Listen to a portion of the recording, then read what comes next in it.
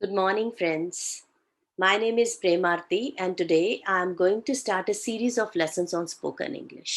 ये free lessons हैं जो कि हम रोज रोज एक दिन एक एक लेसन इंग्लिश का सीखेंगे और इंग्लिश लर्न करेंगे. Now what's more important, suppose आपको टेंस नहीं आता तो हम क्या करें? इंग्लिश बिगिन करना है. So there are 5 main core verbs. और वो कौन से हैं? Go, have, do, make and get. अगर आप इन पे होल्ड कर लोगे तो it will be very easy for you to say small sentences in English, right? तो आज हम गो से स्टार्ट कर रहे हैं. I am going to show you something. Yes, just wait. Now I am going to share the screen with you to show something, right? अभी हम कुछ देखेंगे. लेट अस सी.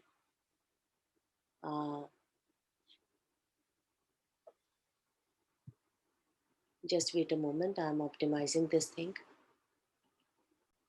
Yes. अब अगर आप देख पा रहे हो, I am going to show you something here. Yes. Just check.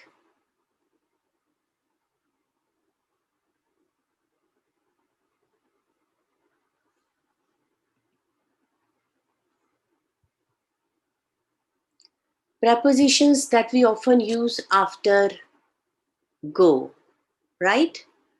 So just check here. कई बार हम गो कैसे यूज करना है, गो के साथ कौन सी प्रपोजिशन जाएगी, टू जाएगा, फॉर जाएगा, ऑन जाएगा या कुछ भी नहीं जाएगा. हम कंफ्यूज हो जाते हैं इस बात को लेके. So I am going to show you something कि हम किस तरह से इनको याद कर सके. Now just check here. We use go with a place, right? Place, city, building, bed या कॉन्सर्ट, इसके साथ हमेशा टू जाएगा. लेकिन जब आप होम की बात करोगे तो आप टू नहीं लगाओगे. देखो, जिस भी चीज की बाउंड्री होती है, तो we always say that I am going to India, London, bank, hospital, right? अगर आप सोने जा रहे हो तो आप क्या कहोगे? I am going to bed, right? When you say good night, I am going to bed now, मतलब मैं सोने जा रहा हूँ. और अगर आप बेड में हो ऑलरेडी और कोई आके देखता है आपको, अरे ये तो सो गया है, he has gone to sleep, right? अगर आप सो गए हो तो गॉन टू स्लीप वो कोई और कहेगा. लेकिन आप खुद के लिए क्या कहोगे? I am going to bed, सोने जा रहा हूँ. Similarly, I am going to China next week, future tense है. और अगर हमने इसको पास्ट करना तो हम क्या करेंगे? गो का क्या बन जाएगा? Went. I went to the dentist. I will go home tomorrow. I देखो, आप ध्यान से देखो. Go to China, went to dentist, but I will go home, right? And she was tired and went to bed early. तो सबके साथ to लगेगा, but when you are going home you will not be using to. Okay? आप क्या कहोगे? Go home. Similarly, गो के साथ on कब लगता है? You know, when we use the things that we can't see but enjoy. जैसे कि हमें चाइना की बाउंड्री दिखती है मैप में, इंडिया, पार्क, होटल, ये सब दिखता है, तो उसके लिए हम टू यूज करते हैं.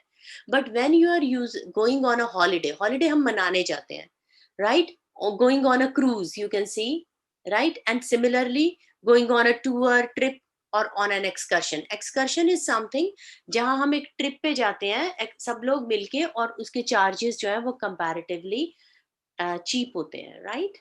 सो if you are going at some place, जैसे कि शिमला जा रहे हो, I am going to Shimla, लेकिन आप क्या करने जा रहे हो? छुट्टियां मनाने जा रहे हो. So on a holiday, I am going to Shimla on a holiday. I am going on an excursion, on a tour, or on a trip. और जब कोई वर्कर स्ट्राइक पे चले जाते हैं, when we say कि वो स्ट्राइक पे चले गए, they have gone on strike. So workers are going on strike. Okay?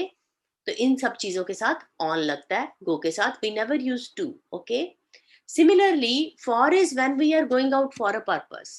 If I say going out for a purpose, मतलब हम घर से कुछ सोच के जाते हैं और वही काम करने के बाद हम वापस आते हैं. जैसे कि अगर आप कहो कि चलो हम खाना खाने जाते हैं, so definitely you will go to a restaurant, वहां आप खाना खाओगे और फिर वापस आ जाओगे, right? So हम क्या कहेंगे? I am going to a restaurant for a meal. For a meal because वो एक purpose है. I am going for a sandwich. I'm going for a run, for a swim. So this is the purpose. Like you're going there, you will do that activity and you'll come back. आप अपने friend को कहते हो चल coffee पीने चलते हैं. So let's go for a coffee. अगर जाना कहाँ है, रेस्टोरेंट जाना है, so let's go for a coffee to a restaurant. So this way we use this. Now, remember the things that we have sports, for example. जितनी भी sports की चीजें होती हैं, शॉपिंग होता है, उसमें हम क्या करते हैं, वी जस्ट ऐड आईएनजी और गो के साथ ना टू लगेगा, ना फॉर लगेगा, ना ऑन लगेगा, कुछ नहीं लगेगा. देखो, I go shopping every week, he goes swimming every month, we go fishing every day, they went sailing last month. Okay, she goes jogging daily, he will go skiing. तो ये skiing होता है और ये क्या होता है, sailing. So these are the sports activities. So when we are doing such things, तो हम क्या करते हैं, हम go के साथ कुछ नहीं लगाते, कोई preposition नहीं, और इसके साथ ing लग जाता है sports activity के साथ.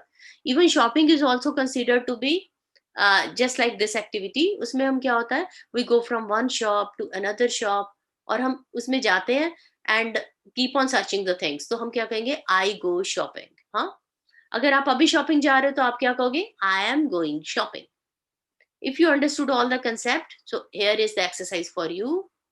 इसको मैं होल्ड कर रही हूँ थोड़ी देर के लिए, आप पॉज भी कर सकते हो. इसको 10 सेंटेंसेस है, ध्यान से देखो और चेक करो किसके साथ टू लगेगा, किसके साथ ऑन या फॉर या नथिंग. आपको क्या करना है, you have to check the last word. देखो, जैसे Tom goes dash sailing every weekend. So every weekend he is going sailing. Sailing क्या है, एक स्पोर्ट्स एक्टिविटी है. तो हमें पता है जब स्पोर्ट्स एक्टिविटी होती है तो ना टू लगेगा, ना ऑन लगेगा, ना फॉर लगेगा. So this blank will stay blank, so nothing. This way read all these and try to solve it. I will be telling answers in the next video, जो कि मैं गेट पे बना रही हूँ, राइट. सो पहले हम आंसर्स डिस्कस करेंगे and then we will be moving towards get. Thank you. So this was all about go. So whenever we are talking about go, हम थोड़ी सी प्रैक्टिस और कर लेते हैं.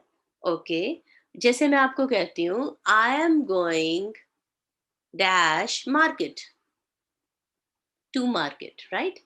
इसी तरह I am going dash bed, to bed. I am going home, कुछ नहीं आएगा, right. So similarly you have to practise this thing. आप इन सेंटेंसेस की प्रैक्टिस करो, देखो कि कहाँ पे क्या क्या लगेगा, राइट.